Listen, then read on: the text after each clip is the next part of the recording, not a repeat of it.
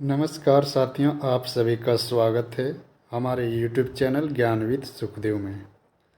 आज का टॉपिक है हिंदी साहित्य का इतिहास पार्ट 2। इससे पहले भी हम एक वीडियो बना चुके हैं पार्ट 1। उसमें 25 MCQ टॉप सेलेक्टेड क्वेश्चन है जो एग्ज़ाम में आने का पूरा संभावना है।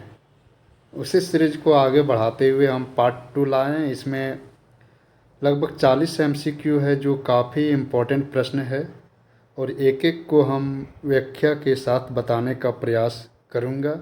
तो आप सब वीडियो को अंत तक देखिए और वीडियो अच्छा लगे तो अपने दोस्तों को शेयर कीजिए, वीडियो को लाइक कीजिएगा और कमेंट करके ज़रूर बताइएगा कि वीडियो कैसा लगा।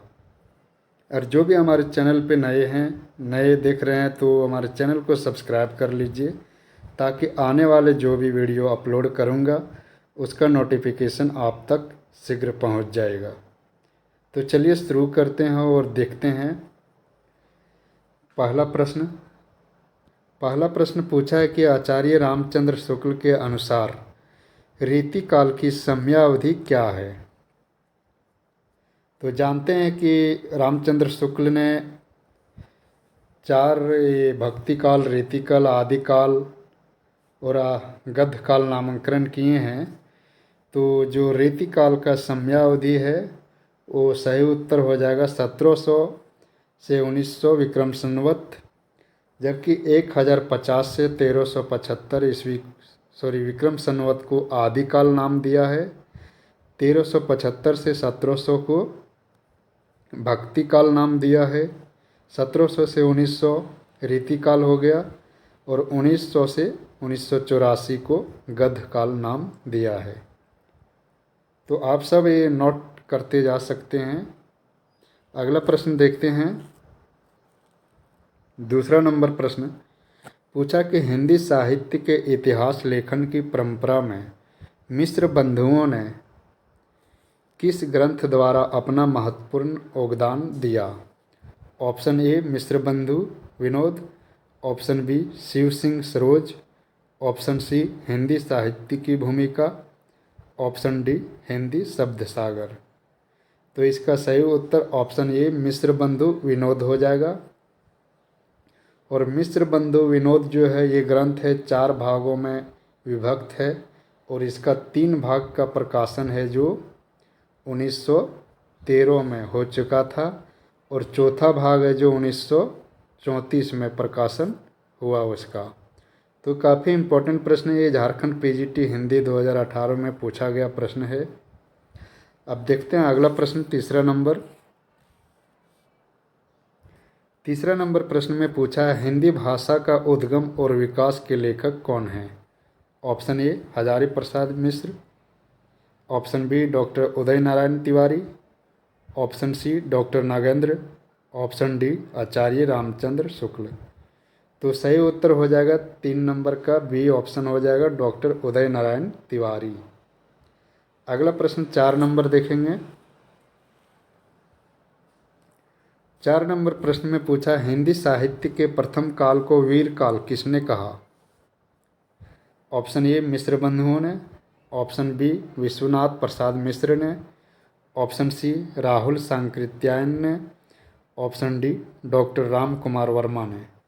तो सही उत्तर ऑप्शन बी विश्वनाथ प्रसाद मिश्र ने। अगला प्रश्न 5 नंबर देखेंगे।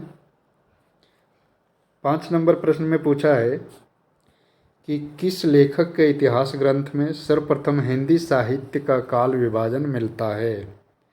Option A Shiv Singh Sengar, option B Abdul Rais Khusro, option C George Grierson, option D doctor Ram Swaroop Chaturvedi. तो सही उत्तर हो जाएगा ऑप्शन सी जॉर्ज ग्रियर्सन। इन्होंने सर्वप्रथम जॉर्ज गियर्सन ने अपने इतिहास ग्रंथ the modern vernacular literature of Hindustan में काल विभाजन किया। अगला प्रश्न देखेंगे 6 नंबर प्रश्न। इसमें पूछा है साहित्य जन समूह के हृदय का विकास है, यह परिभाषा किसकी है। Option A Hazari Prasad Dwivedi, option B Ramchandra Shukla, option C Balkrishna Bhatt, option D Shyam Sundar Das. तो इसका सही उत्तर ऑप्शन सी बालकृष्ण भट्ट। अगला प्रश्न देखेंगे 7 नंबर। 7वां प्रश्न में पूछा, यद्यपि मैं खुद उर्दू का बड़ा पक्षपाती हूँ, लेकिन मेरे विचार में हिंदी को विभाषा या बोली कहना उचित नहीं। यह किसका कथन है? Option A George Grierson, option B गौरशद अत्तासी, option C Lakshman Singh, option D Nalin Vilochan Sharma. तो इसका सही उत्तर गौरशद अत्तासी। और गौरशद अत्तासी है जो फ्रांसीसी विद्वान थे। अगला प्रश्न 8 नंबर प्रश्न देखते हैं। पूछा है, हिंदी का प्रथम व्याकरण किस लिखने वाला विद्वान कौन थे? Option A George Grierson, option B Josua Ketelaar, option C Kamta Prasad Guru, option D Dhirendra Verma. तो इसका सही उत्तर हो जाएगा जेसुआ केटलर। जेसुआ केटलर का हिंदुस्तानी ग्रामर जो 1698 ईस्वी में लिखा गया को हिंदी का प्रथम व्याकरण ग्रंथ माना जाता है। अगला प्रश्न देखेंगे 9वां प्रश्न। 9 प्रश्न में पूछा, अपभ्रंश को पुरानी हिंदी सर्वप्रथम किसने कहा है? Option A George Grierson, option B Ramchandra Shukla, option C Chandradhar Sharma Guleri, option D Rahul Sankrityayan. तो सही उत्तर ऑप्शन सी चंद्रधर शर्मा गुलेरी। अगला प्रश्न 10 देखेंगे। 10वां प्रश्न में पूछा है, मिश्र बंधुओं के अनुसार हिंदी का प्रथम गद्य लेखक कौन है? Option A Sarahappa, option B Gorakhnath, option C Premchand, option D Amir Khusro. तो सही उत्तर ऑप्शन बी गोरखनाथ हो जाएगा। गोरखनाथ को नाथ्य साहित्य का आरंभकर्ता भी माना जाता है, तो ये पॉइंट को याद रखिएगा। नाथ साहित्य का आरंभकर्ता कौन है? तो गोरखनाथ। अगला प्रश्न देखेंगे 11 प्रश्न। पूछा, निम्नलिखित में से कौन सी पुस्तक आचार्य हजारी प्रसाद द्विवेदी जी की नहीं है? ऑप्शन ए हिंदी साहित्य की भूमिका, ऑप्शन बी हिंदी साहित्य उद्भव और विकास, ऑप्शन सी हिंदी साहित्य का आदिकाल, ऑप्शन डी हिंदी साहित्य की आलोचना। तो सही उत्तर हो जाएगा हिंदी साहित्य की आलोचना, ऑप्शन डी। हिंदी साहित्य की भूमिका जो 1940 में लिखे। दूसरा हिंदी साहित्य उद्भव और विकास, ये 1952 में। और तीसरा हिंदी साहित्य का आदिकाल, ये भी 1952 में। इसे नोट कर सकते हैं आप सब।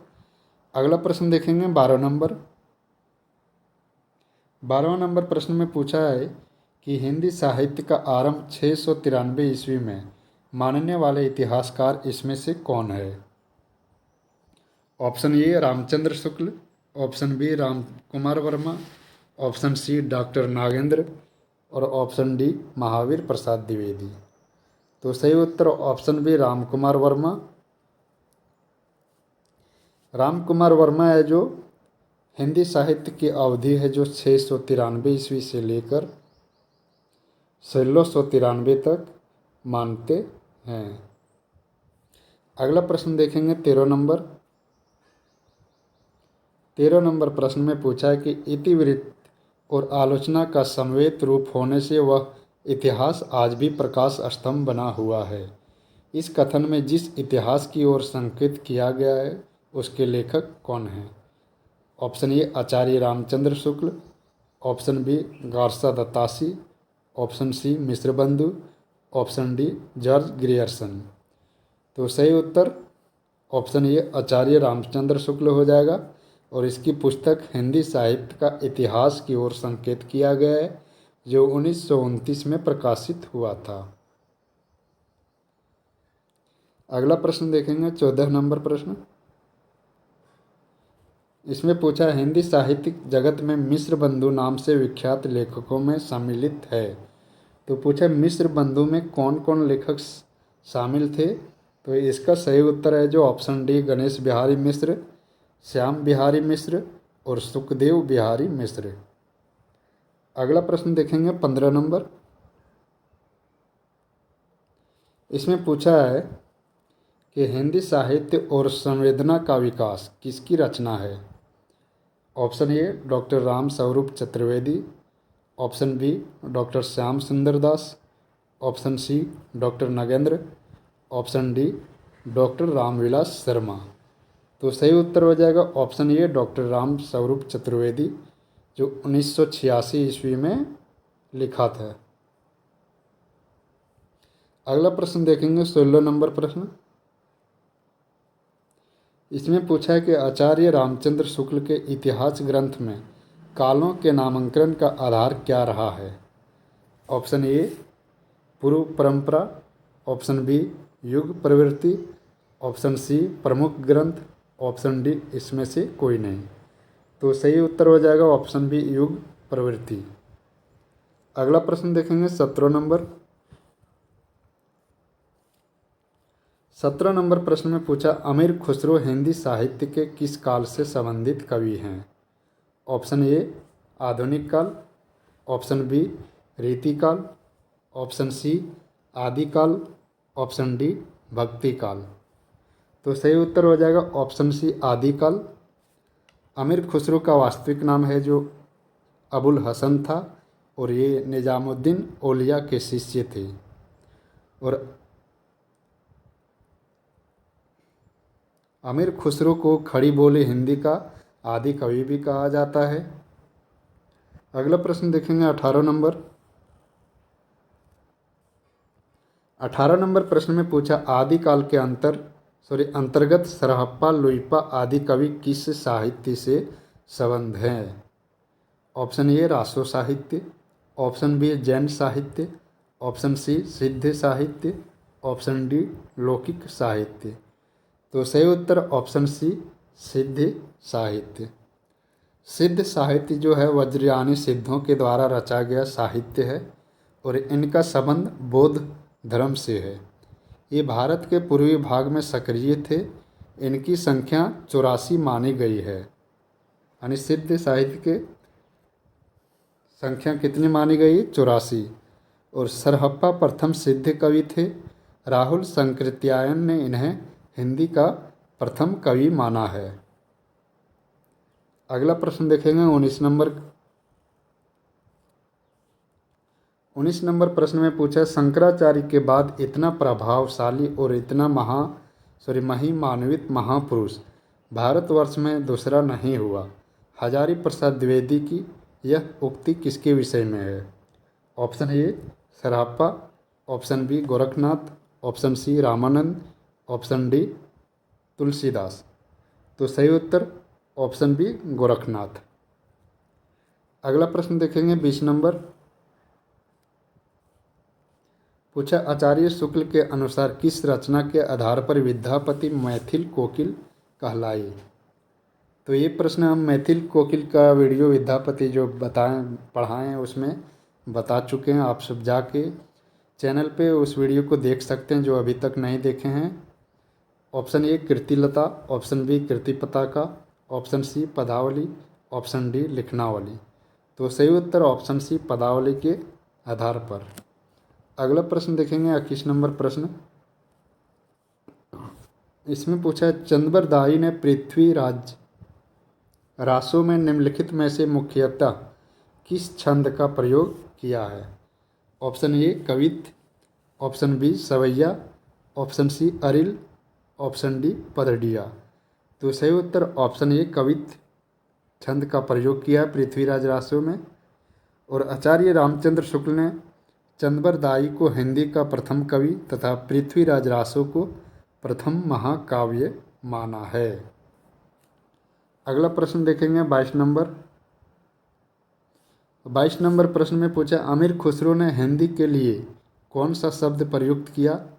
Option A Sanskrit, option B Rekhta, option C Hindavi, option D Hindustani.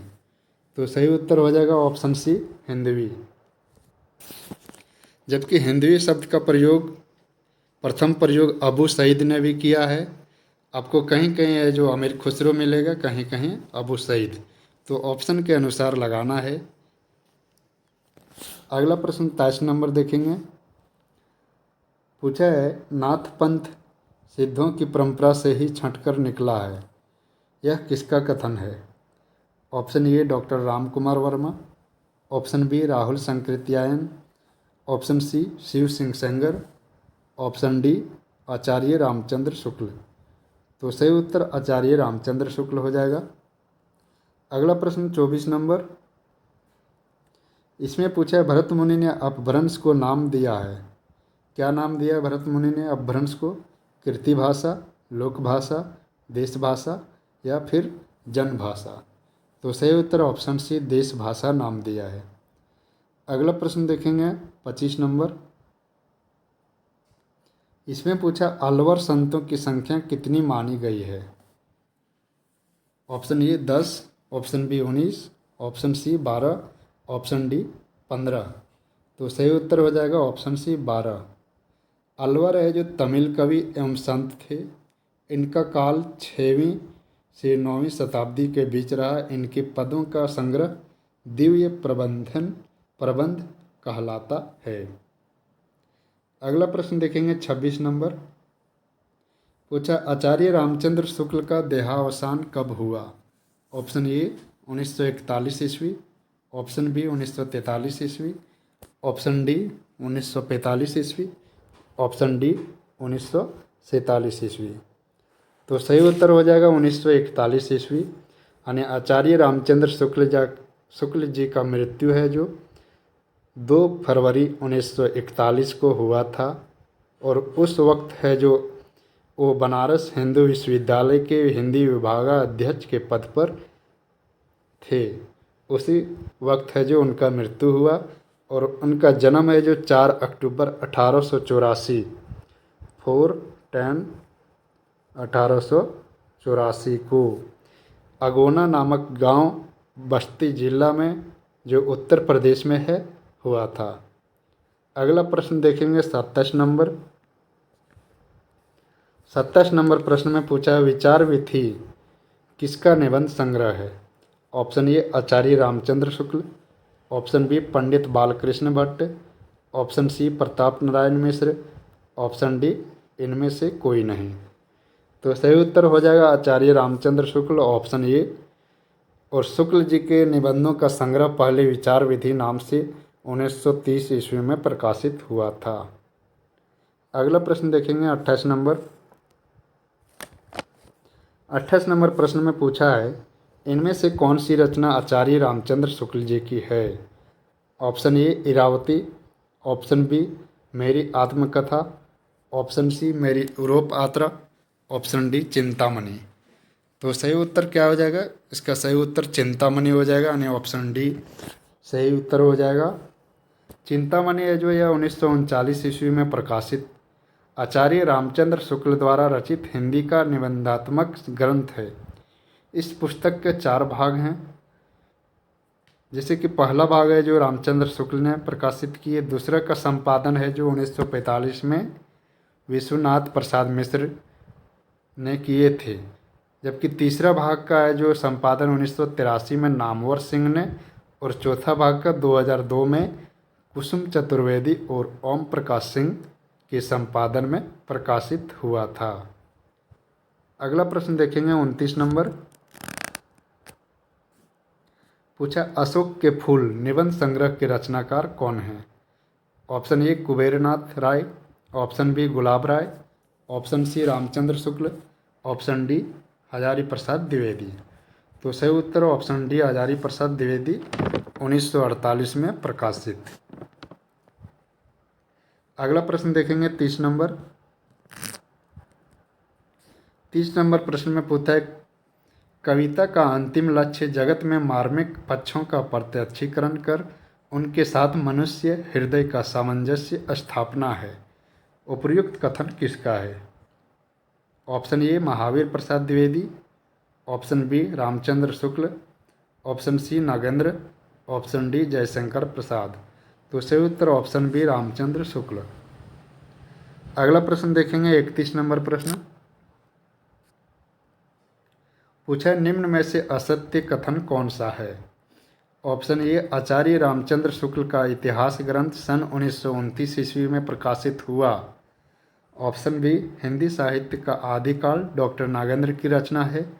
Option C, Shiv Singh Saroj में लगभग 1000 कवियों का विवरण है।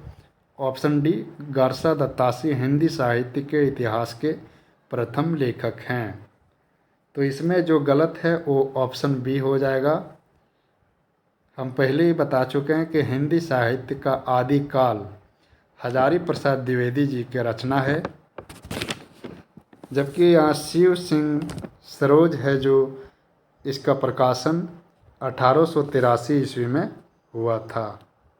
ये इम्पोर्टेंट है, याद रखना है। बाकी option A, option C, option D बिल्कुल सही है। सिर्फ याद रखना है हिंदी साहित्य का आदिकाल है जो हजारी प्रसाद द्विवेदी जी का रचना है।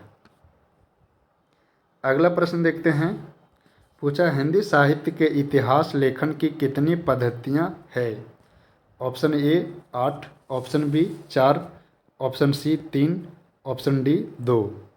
तो सही उत्तर ऑप्शन बी 4 पद्धतियाँ हैं, और 4 है। एक पहला है वर्णानुक्रम पद्धति, दूसरा कालानुक्रम पद्धति, तीसरा वैज्ञानिक पद्धति और चौथा विधेयवादी पद्धति। विधेयवादी पद्धति है जो सबसे लोकप्रिय पद्धति है। अगला प्रश्न देखेंगे 33 नंबर। इसमें पूछा है, हिंदी साहित्य के इतिहास लेखन का प्रथम प्रयास किस भाषा में किया गया है? Option A German, option B French, option C Hindi, option D Angrezi. तो सही उत्तर हो जाएगा ऑप्शन बी फ्रेंच। हिंदी साहित्य का इतिहास लिखने वाले प्रथम लेखक गारसा दत्तासी हैं, और इन्होंने फ्रेंच भाषा में इस्वार द ला लिटरेच्यूर एंदुई ए हिंदुस्तानी नाम से हिंदी साहित्य का प्रथम इतिहास ग्रंथ लिखा, और यह ग्रंथ है जो 2 भागों में प्रकाशित हुआ। पहला भाग 1839 में और दूसरा भाग है जो 1847 में प्रकाशित हुआ। अगला प्रश्न देखेंगे 34 नंबर। पूछा, हिंदी में साहित्य इतिहास लेखन की सर्वाधिक लोकप्रिय पद्धति कौन सी रही? तो हम पहले बता चुके हैं। इसका लेखन की पद्धति 4 है, जो चारों बता चुके हैं। वर्णानुक्रम पद्धति, विधेयवादी पद्धति, वैज्ञानिक पद्धति और कालानुक्रमी पद्धति। तो जो लोकप्रिय पद्धति है वो ऑप्शन बी विधेयवादी पद्धति है। अगला प्रश्न देखेंगे 35 नंबर। पूछा है, पंडित चंद्रधर शर्मा गुलेरी ने किसको पुरानी हिंदी का प्रथम कवि स्वीकार किया है? Option A Sarahpad, option B Swayambhu, option C Raja Munj, option D Pushpadant. तो सही उत्तर हो जाएगा ऑप्शन सी राजामुंज। राजामुंज हो जाएगा। इसमें बता दें कि पंडित चंद्रधर शर्मा गुलेरी का 3 कहानी काफ़ी लोकप्रिय है। उसमें से पहला उसने कहा था जो 1915 ईस्वी में सरस्वती पत्रिका में प्रकाशित हुई थी। दूसरा है बुद्धू का कांटा और तीसरा सुखमय जीवन। ये तीनों इनका श्रेष्ठ कहानियाँ हैं। अगला प्रश्न देखेंगे 36 नंबर। 36 नंबर में पूछा है, आदिकाल में किन ग्रंथों की प्रधानता रही है? ऑप्शन ए वीरगाथा, ऑप्शन बी साखी, ऑप्शन सी रासो, ऑप्शन डी सूफी। तो सही उत्तर हो जाएगा ऑप्शन सी रासो। अगला प्रश्न देखेंगे 37 नंबर। इसमें पूछा है, निम्न में से किस कवि को अपभ्रंश का वाल्मीकि कहा जाता है? यहाँ कहा होगा। Option A Sarahappa, option B Swayambhu, option C Pushpadant, option D Hemchand. तो सही उत्तर हो जाएगा ऑप्शन बी समयभू। समयभू को अपभ्रंश का वाल्मीकि तथा अपभ्रंश का व्यास कहा जाता है। डॉक्टर रामकुमार वर्मा ने अपभ्रंश भाषा के प्रथम कवि समयभू को हिंदी का प्रथम कवि माना है। समय भू 8वीं सदी के आसपास विद्यमान थे। अगला प्रश्न देखेंगे 38 नंबर। 38 नंबर में पूछा है कि आदिकालीन साहित्य में वीर रस की रचनाओं में किस भाषा का प्रयोग किया गया। Option A Pingal, option B Bundeli, option C Dingal, option D Prakrit. तो सही उत्तर हो जाएगा option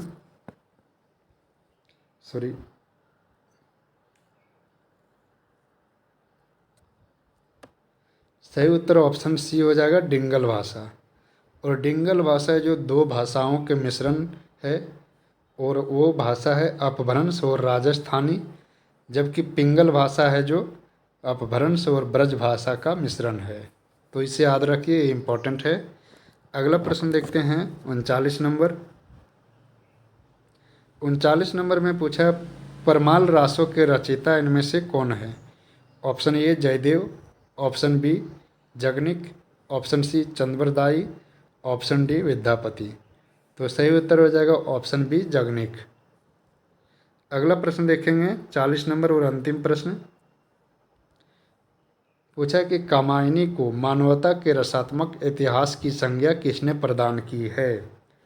option A doctor Nagendra, option B Nalin Vilochan Sharma, option C Nand Dulare Vajpeyi, option D Hazari Prasad Dwivedi.